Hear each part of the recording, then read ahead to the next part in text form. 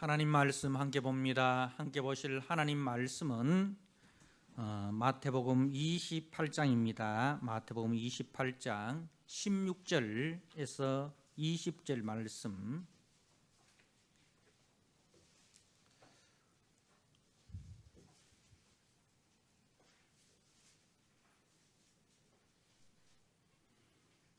마태복음 28장 16절에서 20절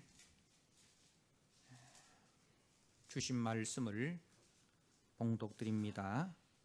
11 제자가 갈릴리에 가서 예수께서 지시하신 산에 이르러 예수를 배웠고 경배하나 아직도 의심하는 사람들이 있더라. 예수께서 나와 말씀하여 이르시되 하늘과 땅의 모든 권세를 내게 주셨으니 그러므로 너희는 가서 모든 민족을 제자로 삼아 아버지와 아들과 성령의 이름으로 세례를 베풀고 내가 너희에게 분부한 모든 것을 가르쳐 지키게 하라. 볼지어다 내가 세상 끝날까지 너희와 항상 함께 있으리라 하시니라. 아멘. 이 시간 할렐루야 찬양대가 하나님 앞에 찬양으로 영광을 드립니다.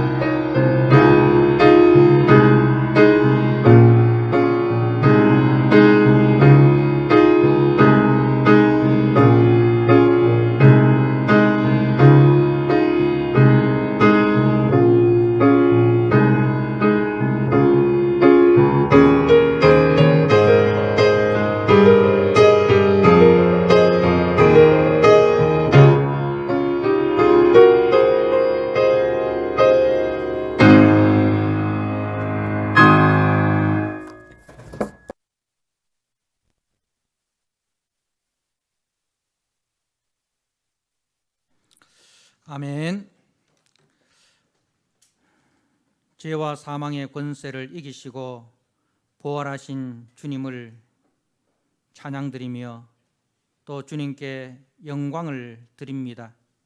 이 시간 또한 생명의 말씀을 통해서 다시 한번 부활의 기쁨과 부활의 영광을 저희들이 깨닫게 하여 주시고 또 우리의 삶의 현장 속에서 이 부활의 삶을 살아내는 믿음의 성도들로 세워지는 은혜가 있게 하여 주옵소서. 예수님께 하신 이름으로 감사하며 기도드리옵나이다. 아멘. 오늘 부활주일 말씀을 마태복음 28장 16절에서 20절 부활의 삶을 살라라는 제목으로 주신 말씀을 함께 나누고자 합니다.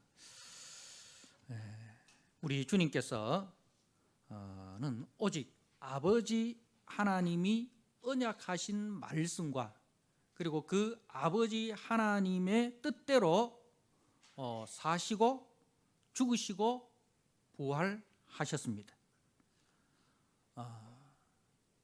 주님 당시에 많은 사람들이 주님께 많은 것을 요구를 하였습니다. 동족인 이스라엘의 요구는 그 로마의 식민지에서 저들을 속히 벗어나게 해달라고. 그래서 저들이 이 세계 만방에서 가장 강력한 경제대국, 군사대국이 되어서 하나님의 영광을 드러내는 그런 민족이 되게 해달라고 예수께 요구를 하였습니다. 심지어는 주님을 3년 동안 쫓아다녔던 제자들도 각자의 자기의 요구를 주님께 하였습니다. 그런데 참 아쉽게도 우리 주님은 그 동족 이스라엘의 뜻대로도 아니고 그 사랑하는 제자들의 뜻대로도 아니고 오직 하나님이 이 언약하신 대로 하나님의 뜻대로 사셨고 죽으셨고 부활하셨습니다. 우리 주님께서는 하나님을 반역하고 죄의 종로로 타는 인류를 구속하시기 위하여 이 땅에 대속제물로 오셨습니다. 그리고 친히 자신을 그 대속제물로 기꺼이 내어주셔서 십자가에 못 박히시고 장사 지낸 바 되었다가 3일 만에 부활하셨습니다. 원래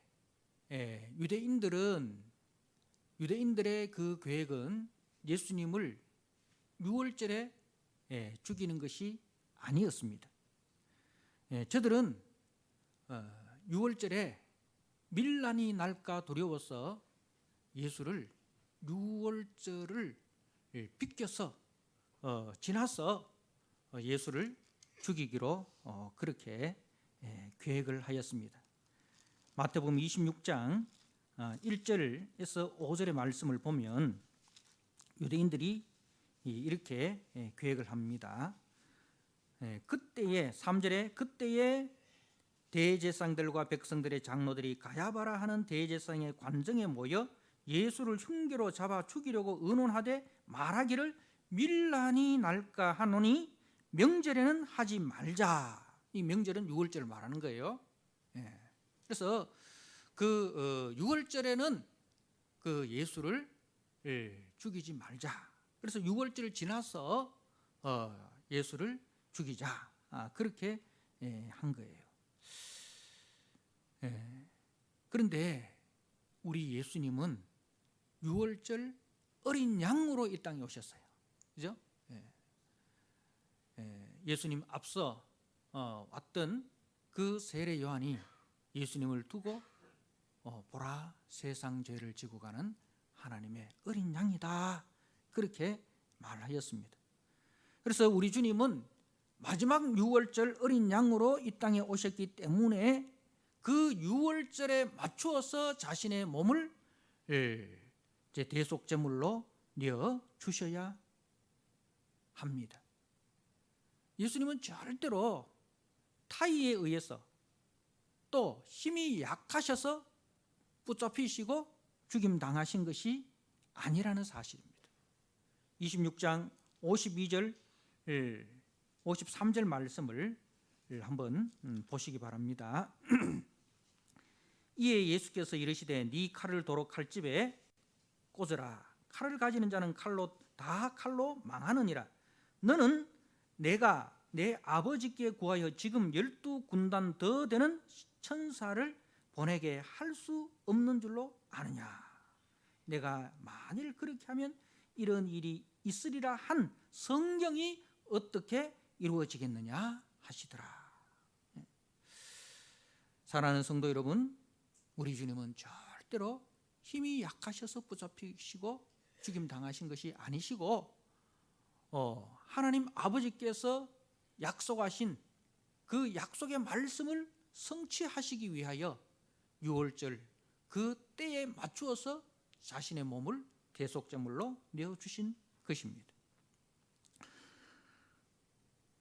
그런데 이제 예수님이 십자가에 달리시려 하실 때에 십자가를 지고 가시고 그리고 그 십자가에 달리셨을 때 많은 사람들이 이제 예수님을 조롱하고 또 예수님을 희롱하고 또 예수님께 십자가에서 내려와 보라 그렇게 미혹을 합니다. 그 많은 사람들의 조롱과 멸시와 유혹 속에서도 예수님은 거기에 귀를 기울이지 아니하시고 오직 하나님 아버지의 말씀에 귀를 기울이시고 그 길로만 걸어가십니다. 자, 우리가 마태복음 27장 27절 말씀을 한번 보시기 바랍니다. 이에 총독의 군병들이 예수를 데리고 관정 안으로 들어가서 온 군대를 그에게 모으고 그의 옷을 벗기고 홍포를 입히며 가시관을 엮어 그 머리에 씌우고 갈대를 그 오른손에 들리고 그 앞에서 무릎을 꿇고 희롱하여 이르되 유대인의 왕이여 평안할지어다 하며 그에게 침 뱉고 갈대를 빼앗아 그의 머리를 치더라. 희롱을 다 한 후 홍포를 벗기고 도로 그의 옷을 입혀 십자가에 못 박으려고 끌고 나가니라. 자, 그리고 35절에 그들이 예수를 십자가에 못 박은 후에 그 옷을 제비 뽑아 나누고. 여러분, 우리 주님께서 이제 이 십자가를 지시고 가시기 전에 이 로마의 군병들이 그렇게 예수님을 조롱을 합니다.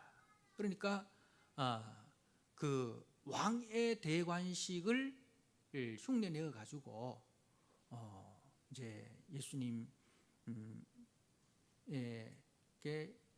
홍포, 그러니까 왕이 입는 붉은 옷을 이제 흉내내 가지고 입히시고 또 왕이 쓰는 그 면류관을 흉내내어서 가시관으로 예수님의 머리에 씌우시고 또 왕이 오른손에 쥐는 호를 흉내내어서 오른손에 갈대를 이제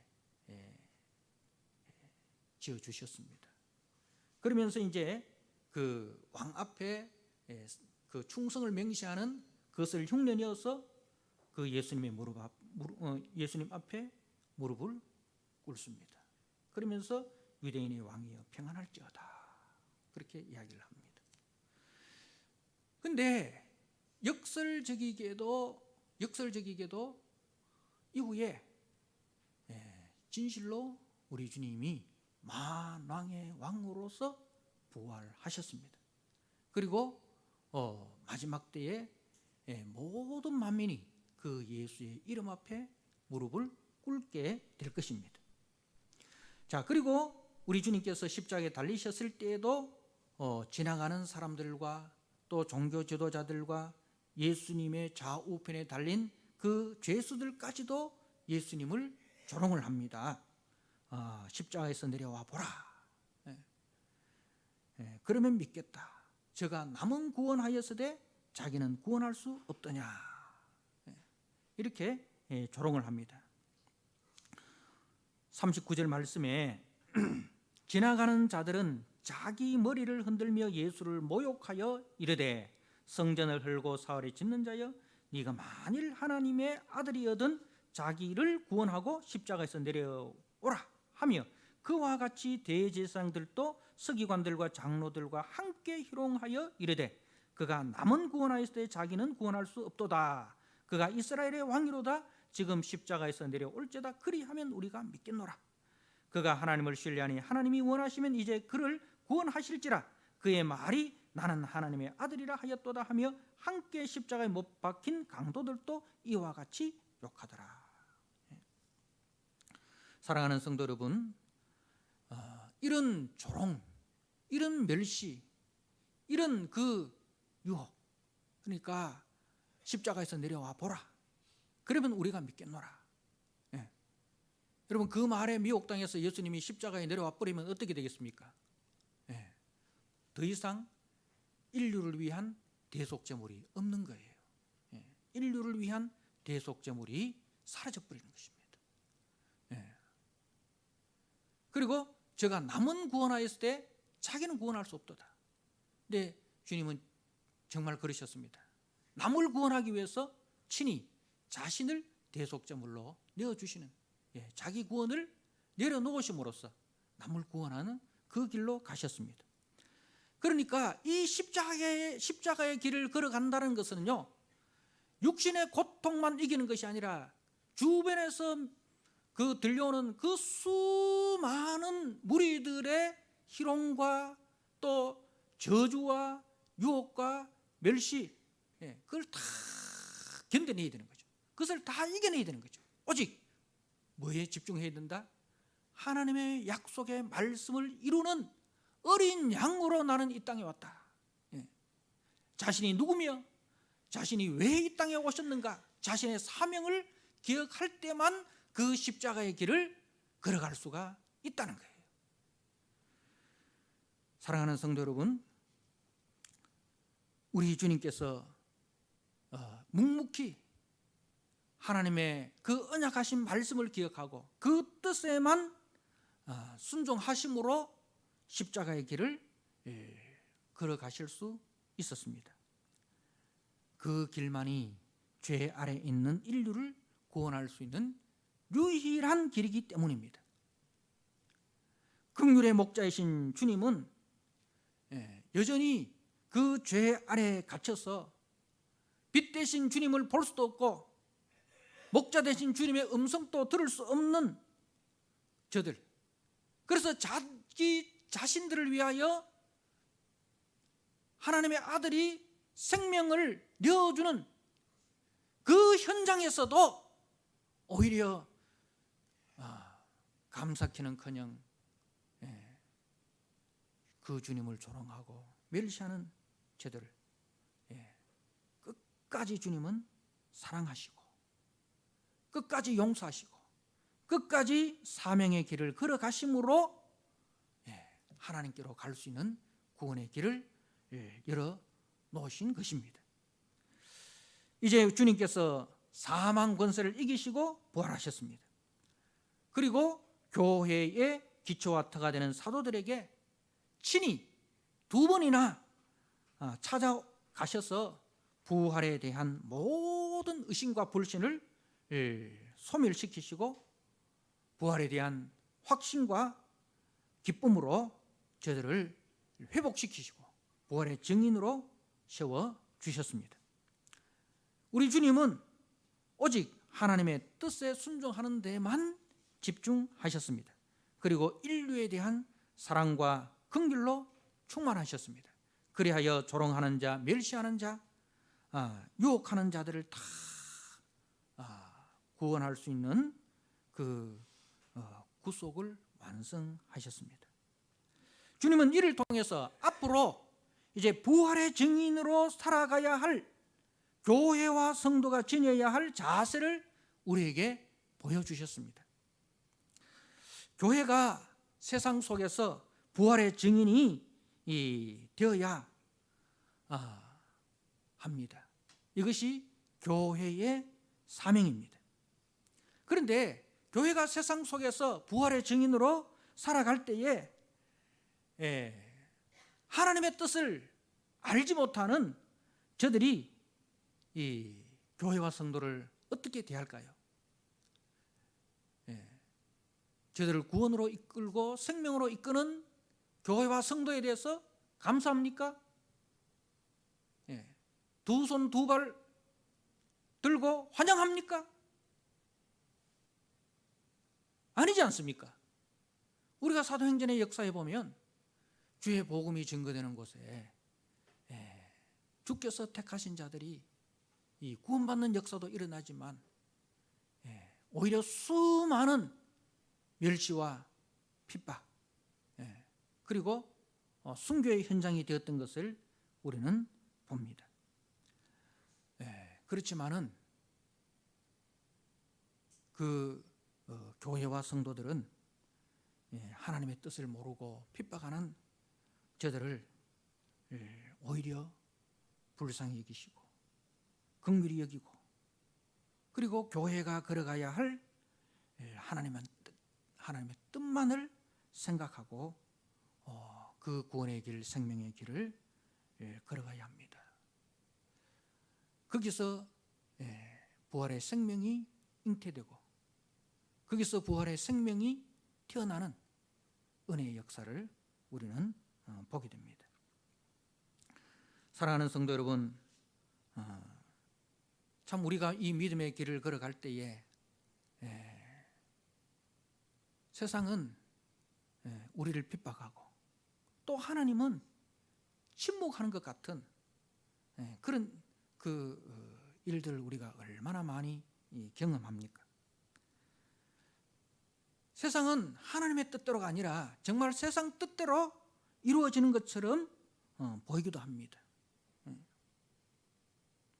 교회가 세상에서 아무 힘없이 조롱과 멸시를 당하는 것처럼 보여집니다. 그리고 그 믿음의 길에서 그 믿음의 길이 힘들고 그 믿음의 길이 어려워서 다시 세상으로 돌아가는 사람들 봐도 별 어려움 없이 별 문제 없이 잘 살아가는 것을 봅니다. 그래서 이 믿음의 길, 십자가의 길을 걸어가는 끝까지 걸어가는 내가 이상한 사람인 것처럼 느껴질 때도 있습니다.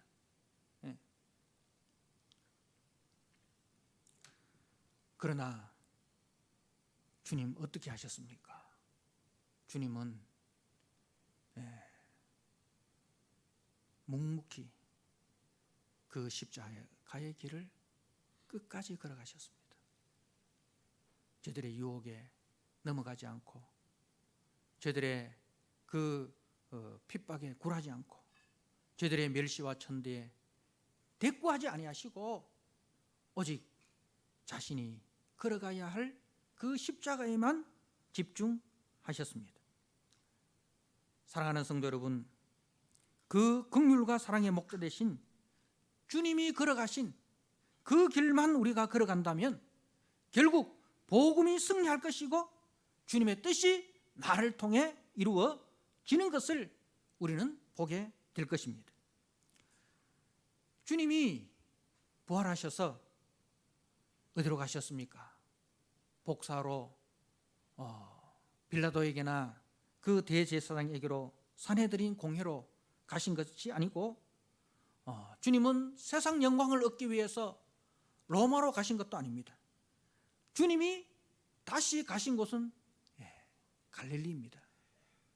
제자들에게 갈릴리에서 나를 보리라. 내가 먼저 갈릴리로 가리라. 주님은 부활하신 이후에 바로 하늘나라로 올라가신 것도 아니고 복수하러 가신 것도 아니고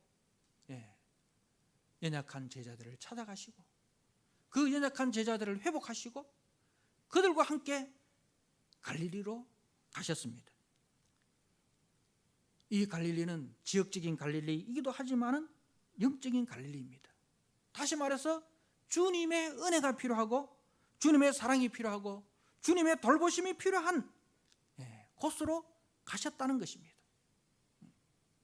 먼저 아직도 영적인 어두움에 사로잡혀서 주님이 부활하셨음에도 그 부활의 기쁨과 감격을 누리지 못하고 오히려 두려움에 갇혀서 문을 잠그고 있는 그 제자들에게 찾아가셨습니다. 그것이 주님이 가셔야 할 갈릴리인 거예요. 가셔서 뭐 하셨습니까? 책망하셨습니까? 내가 그렇게 껴있으라고 말하지 않더냐? 기도하라고 말하지 않더냐? 기도 안 하고 껴있지 않고 내 기도할 때 너 졸아가지고 이살을 낳지 않느냐? 주님이 책망하러 가셨습니까? 주님은 그 제자들의 잘못에 대해서는 아무 말씀하지 않으셨습니다. 아무 말씀하지 않으시고 너희에게 평강이 있을지어다.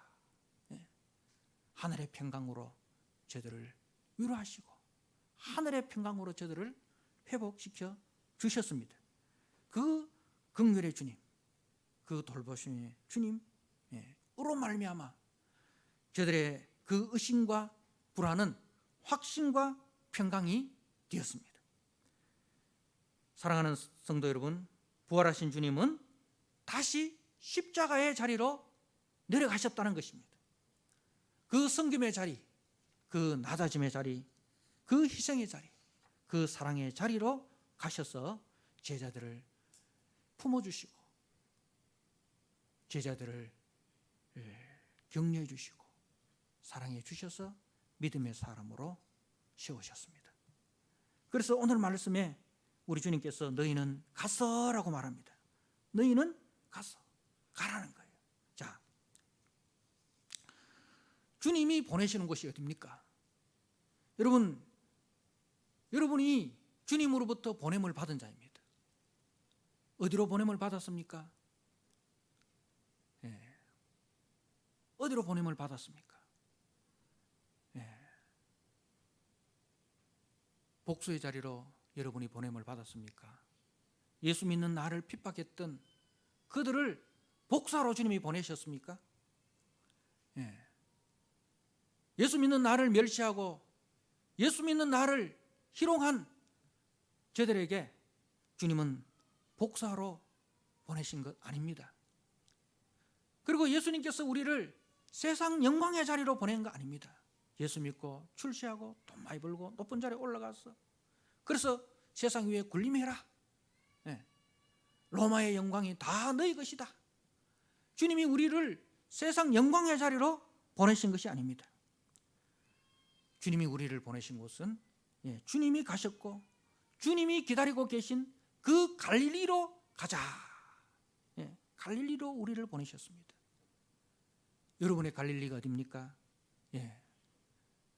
아직도 어둠의 권세에 사로잡혀서 여러분이 하는 이 복음의 길을 이해하지 못하고 그 길을 조롱하고 그 길에 핍박하는 여러분의 가족들, 아직 복음을 모르는 여러분의 가족들, 여러분의 이웃들, 여러분의 삶의 현장에서 복음을 왜곡하고 복음을 조롱하는 저들에게 주님은 보내셨습니다. 거기서 네가 십자가의 사랑으로 더 낮아져라. 십자가의 사랑으로 더 섬겨라. 십자가의 사랑으로 더 희생해라. 사랑하는 성도 여러분, 주님이 우리를 거기로 보내셨습니다. 그렇기 때문에 우리는 이 복음을 전하러 가기 전에 먼저 주님을 배우고 주님을 닮아야 됩니다. 다시 말해서 우리가 어설프게 가서는 안 된다는 거예요. 십자가의 정신으로 충만해져야 된다는 것입니다. 주님이 끝까지 십자가를 지시고 아버지의 뜻을 이루신 그 주님의 신실하심과 그 주님의 오래 참으심을 우리가 배워야 된다는 것입니다.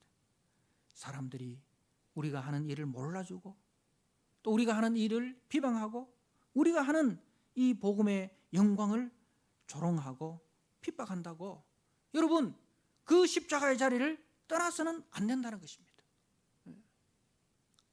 대만은 세상을 사랑하여 떠나버렸습니다. 가룟 요단은 잘 따라다가 은 30의 주인을 배반했습니다. 게하시는 엘리사를 잘 따르다가 물질의 그 탐심을 품어서 사명의 자리를 떠나버렸습니다. 사랑하는 성도 여러분,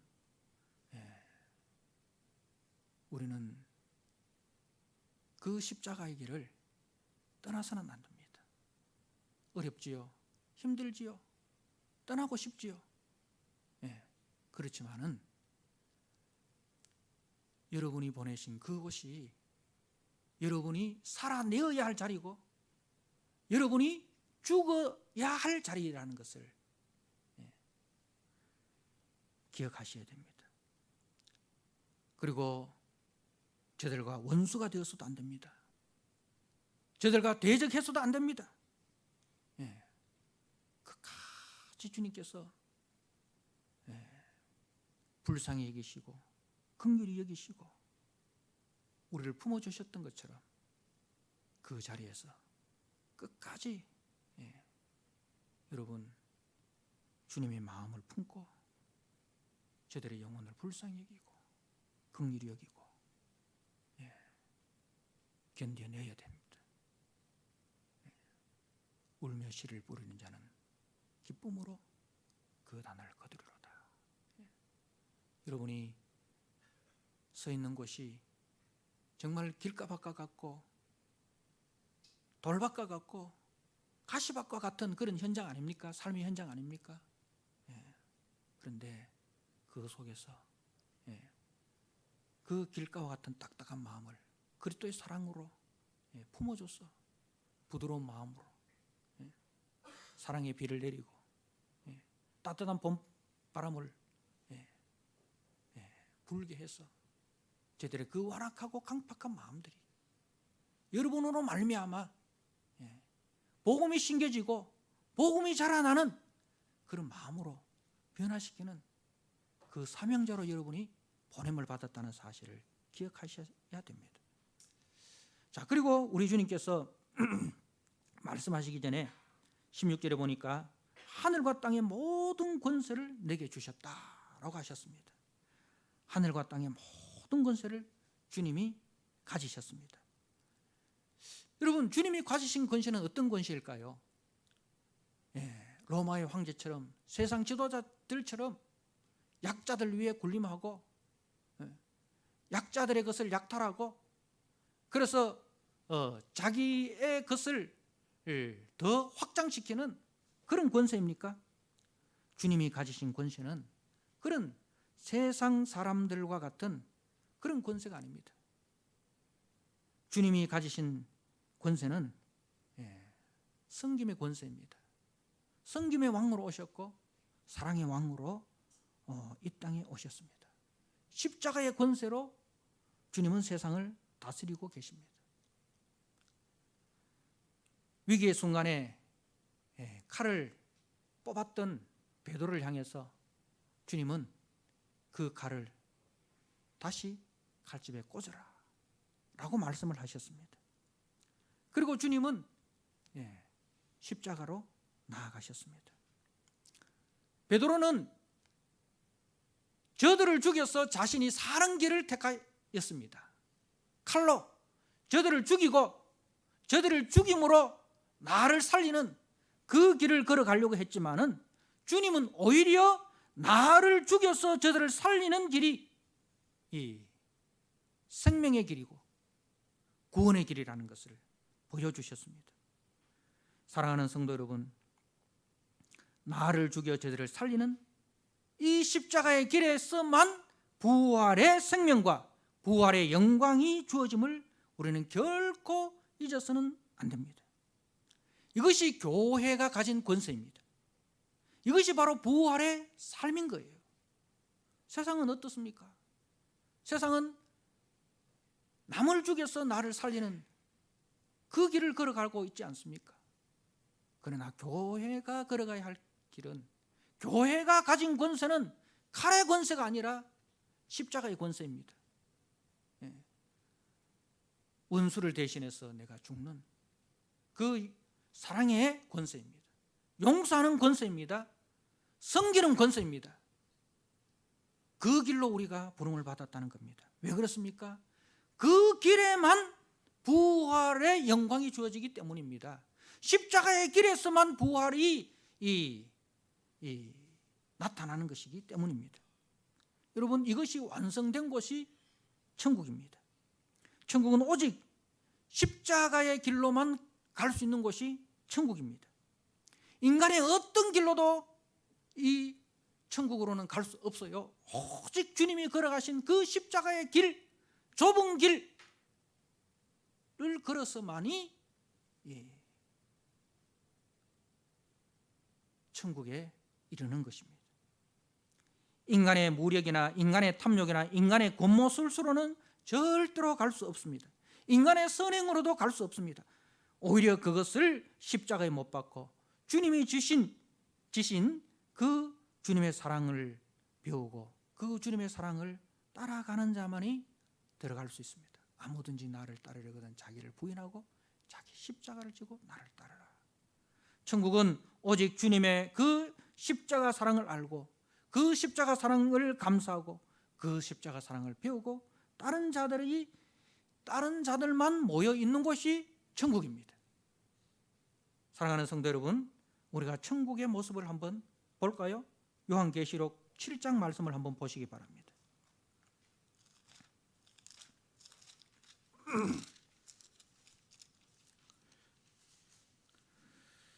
요한계시록 7장 9절에서 10절입니다. 제가 한번 읽어드립니다.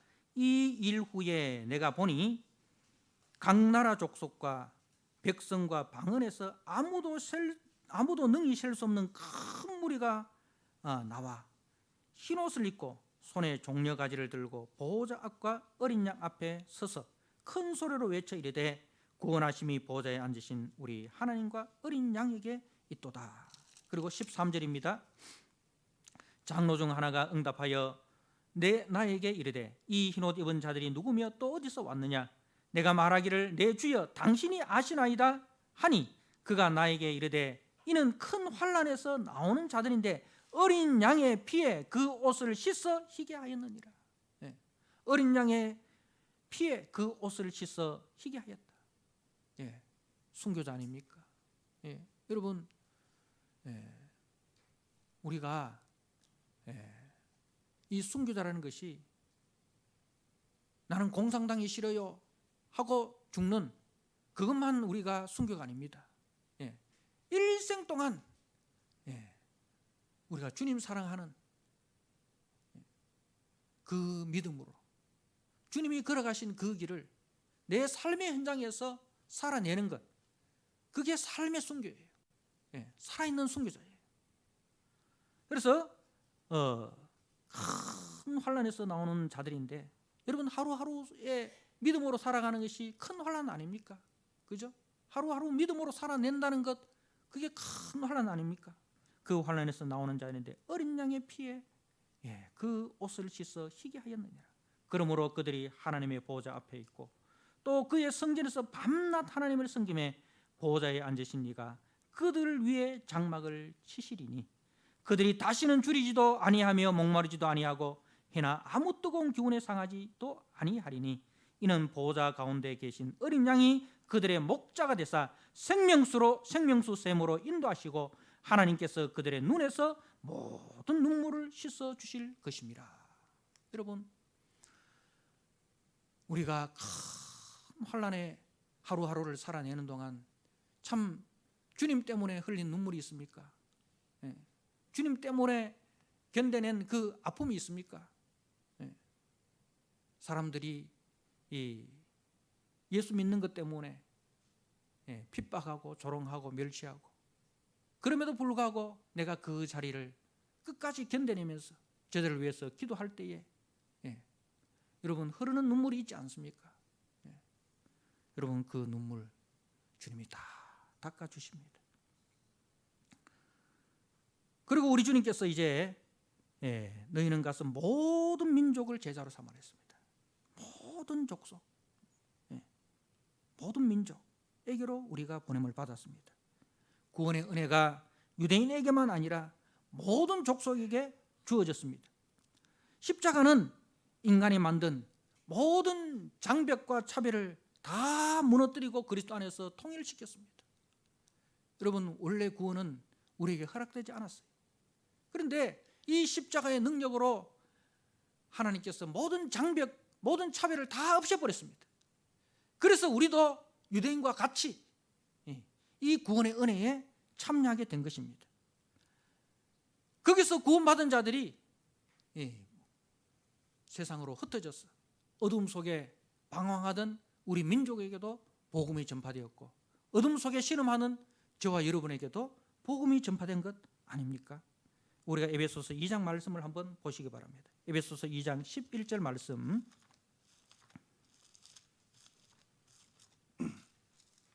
제가 한번 읽어드립니다.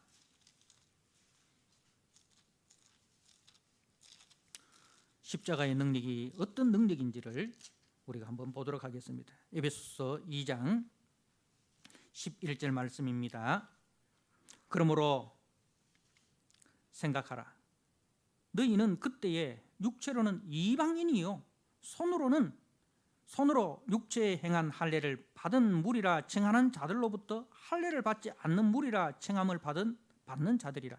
그때에 너희는 그리스도 밖에 있었고 이스라엘 나라 밖의 사람이라.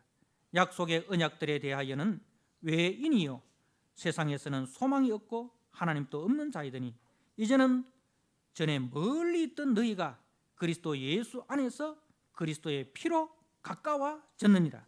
그런 우리의 화평이신지라 둘로 하나를 만드사 원수된 것 곧 중간에 막힌 담을 자기 육체로 허시고 법조문으로 된 계명의 율법을 폐하셨으니 이는 이 둘로 자기 안에서 한 새 사람을 지어 화평하게 하시고 또 십자가로 이 둘을 한 몸으로 하나님과 화목하게 하려 하심이라. 원수된 것을 십자가로 소멸하시고 또 오셔서 먼 데 있는 너희에게 평안을 전하시고 가까운 데 있는 자들에게 평안을 전하셨으니 이는 그로 말미암아 우리 둘이 한 성령 안에서 아버지께 나아감을 얻게 하려 하심이라.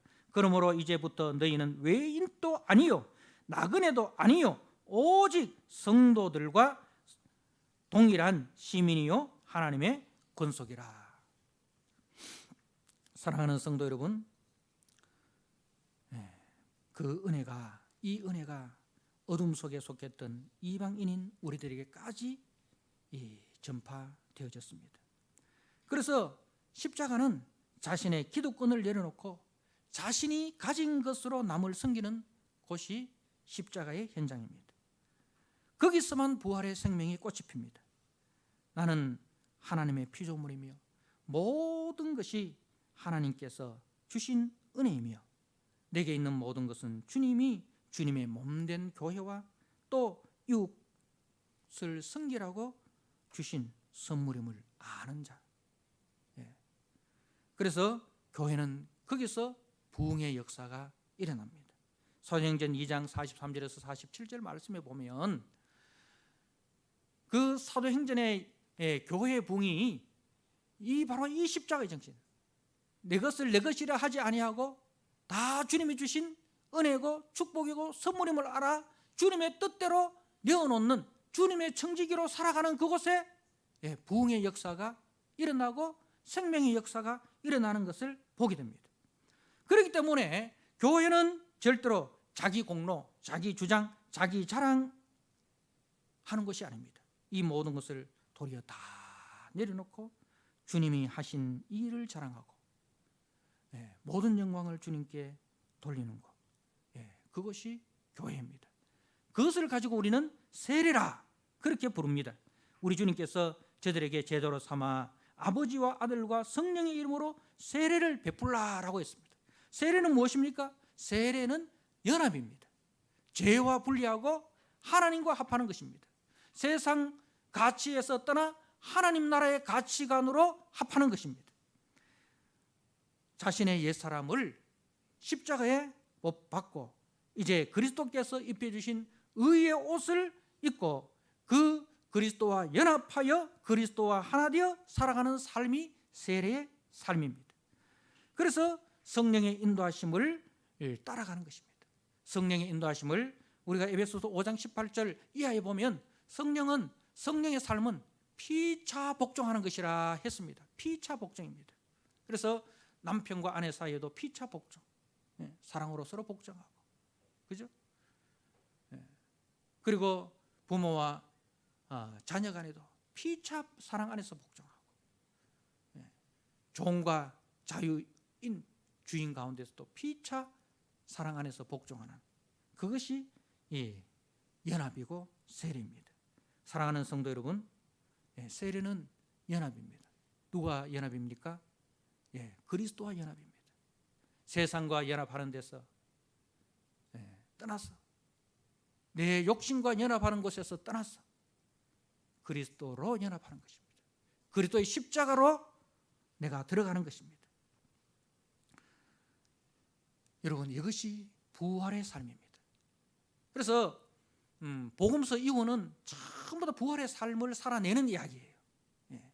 주님께서 너희는 가서 모든 족속으로 제자를 삼아 아버지와 아들과 성령의 이름으로 세례를 주라 하시고, 또 사도행전 1장에서 너희는 가서 오직 성령이 너희에게 마시면 너희가 권능을 받고 예루살렘과 온 유대와 사마리아와 땅 끝까지 이르러 내 증인이 되라 라고 하셨는데, 그 이후에는 바로 이 성령 안에서 부활의 삶을 살아내는 그 삶의 현장을 우리에게 소개하는 거예요. 그것이 전부 다 뭐로 나타납니까? 십자가 지는 삶으로 나타나는 거예요. 사도행전은 전부 다 십자가 지는 삶으로 나타나잖아요. 그리고 서신서는 뭘 이야기합니까? 앞에서는, 앞부분은 전부 다 그리스도께서 우리에게 베푸신 은혜, 사랑을 이야기합니다. 그걸 가지고 우리는 교리라고 하죠. 교리는 어려운 게 아니에요. 그리스도께서, 하나님 아버지께서 그리스도를 통하여 우리에게 베푸신 사랑, 그게 교리예요. 그리고 이제는 그 사랑 안에서 살아내는 그 삶, 십자가의 삶이 곧 부활의 삶인 거예요. 그래서 부활의 삶을, 부활의 생명을 우리가 얻었기 때문에 십자가의 삶을 살아내는 거예요. 우리가 계시록에 보면 스무나 교회라는 교회가 있어요. 이 스무나 교회는 유명한 순교자가 있습니다. 누구냐면 폴리캅이에요. 근데 그 폴리캅이 사도 요한의 제자입니다. AD 100년경에 이 요한계시록을 썼는데, 그때 이 폴리캅의 나이가 30세쯤 되었습니다. 그리고 그 이후 50년이 지난 86세 때에 폴리캅이 순교를 합니다. 그런데 그 스무나 교회에 주시는 그 말씀이 어떤 말씀인고 하면, 이기는 자는 하면서 이 주님께서 약속하신 말씀이 있는데요, 제가 한번 읽어드립니다. 계시록 2장 11절 말씀에, 귀 있는 자는 성령이 교회들에게 하시는 말씀을 들을지어다. 이기는 자는 둘째 사망의 해를 받지 아니하리라. 둘째 사망, 둘째 사망이 뭡니까? 우리는 다 첫째 사망은 믿는 자나 안 믿는 자나 다 해당돼요. 믿는 사람도 죽고 안 믿는 사람도 죽고, 이것은 다 첫째 사망이에요. 그런데 둘째 사망이 있습니다. 둘째 사망은 영원한 불못에 떨어지는 그 영원한 영벌이에요.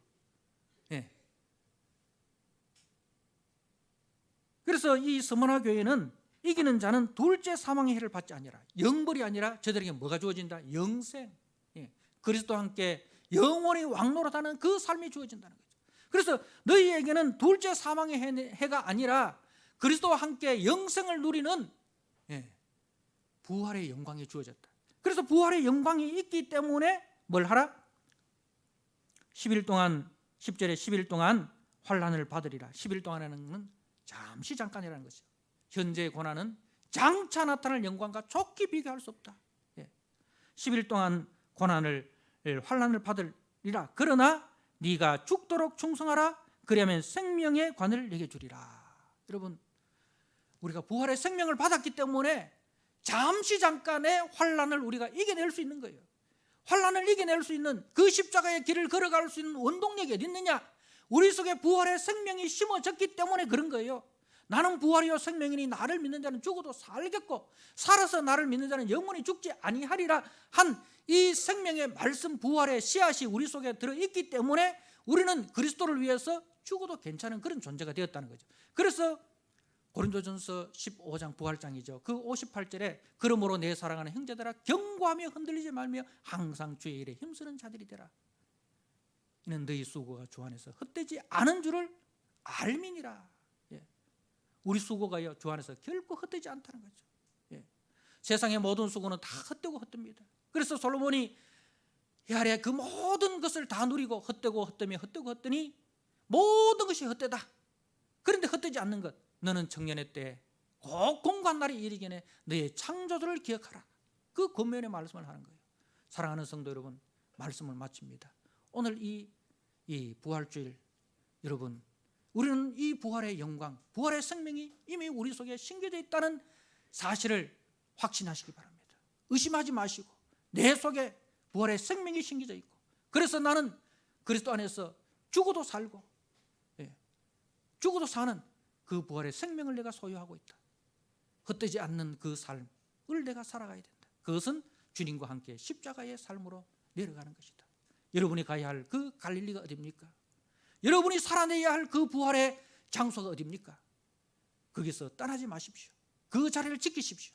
그 자리를 그리스도의 사랑으로, 그리스도의 십자가로, 그리스도의 은혜로 견뎌내십시오. 10일 동안 환난을 받을 것이다. 그러나 네가 죽도록 충성하라. 그리하면 생명의 멸류관을 내게 주리라 하신 말씀을 붙잡으시고 여러분의 삶의 자리에서 부활의 삶을 살아내시는, 그래서 부활의 생명을 싹 틔우시고 부활의 꽃을 피우시고 부활의 열매를 맺게 하는 주님의 거룩한 동역자 되시기를 주님의 이름으로 축복합니다. 아멘. 아버지 하나님, 오늘 부활주일, 복된 이 부활주일에 다시 한번 주님의 부활의 영광과 십자가의 삶을 우리가 생각합니다. 십자가의 길 끝에서만 부활의 꽃이 피고 부활의 열매가 맺는다는 사실을 꼭 기억하게 하여 주시고, 우리 사랑하는 성도님들, 그 살아내어야 할 갈릴리, 살아내어야 할 그 부활의 장소에 아버지 아무리 힘들고 외롭고 유혹이 있고 핍박이 있고 멸시와 천대가 있더라도 그 자리를 떠나지 않고 십자가의 길을 묵묵히 걸어갈 수 있도록 주님 다시 한번 은혜를 베풀어 주시고 다시 한번 부활의 영광을 저들에게 기억하게 하여 주옵소서. 그래야 그곳에서 부활의 꽃을 피우고 부활의 열매를 맺게 하는 주님의 거룩한 동역자로 주님 세워 주옵소서. 예수님께 하신 이름으로 감사하며 기도드리옵나이다. 아멘.